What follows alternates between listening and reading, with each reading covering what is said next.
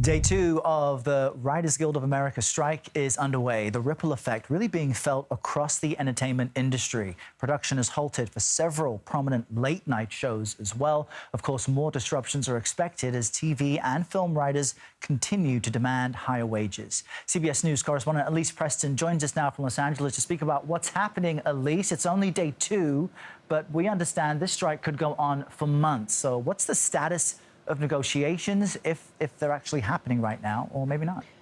Well, Errol, it doesn't even appear that these two groups are close to making a deal. Before this strike even began, negotiations stopped hours before the deadline, giving you an indicator just of that. And there were main key issues that were sticking points. The Writers Guild released a side-by-side comparison of what they were asking for, what the studios offered. One of those main issues being the use of AI. Some platforms can write scripts in just seconds. And the Writers Guild does not want AI technology to be used in writing literary content.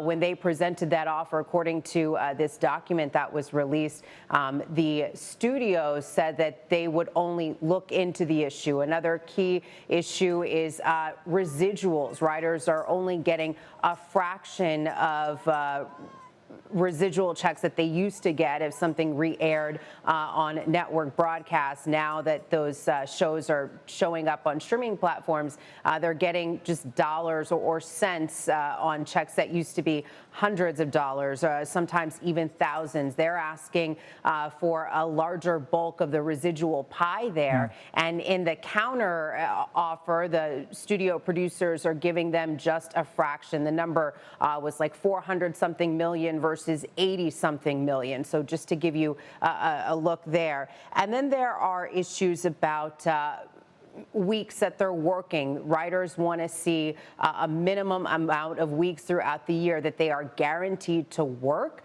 The studio is not budging on that. There has been no counter offer presented. And then another issue, they want to also see, writers want to see more writers in writing rooms. They're asking for a minimum of 12 as opposed to 6, which is in the offer currently. And the studios are not budging on that as well. Elise, you've spelled out some real epic shifts in the industry that writers have had to grapple with. As we've all enjoyed streaming platforms, it's changed the business, which I think is why writers want to renegotiate for better terms, while these streaming platforms are saying too expensive to pay you the residuals and to do all the things you used to have. So considering there's such a big space between what these writers want and where the industry is moving, and you mentioned AI as well, how long could this drag on? Could it be like the last strike and last weeks into months?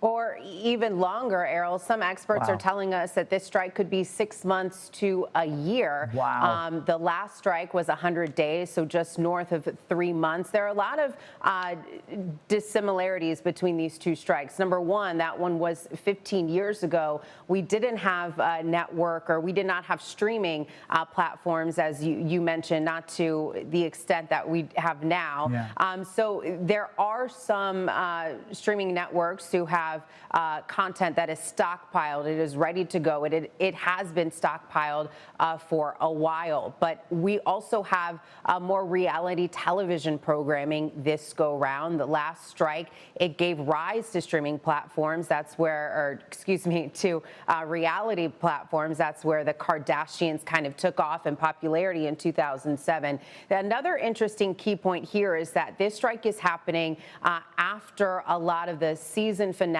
for shows have already aired. The last strike in 2007, that was kind of in the middle. So there were some shows that fans never saw resolved. They never saw conclusions because the shows just went away. But back to your point, this could last even longer. Oh boy, please don't give us more Kardashians. Elise Preston, thank you very much.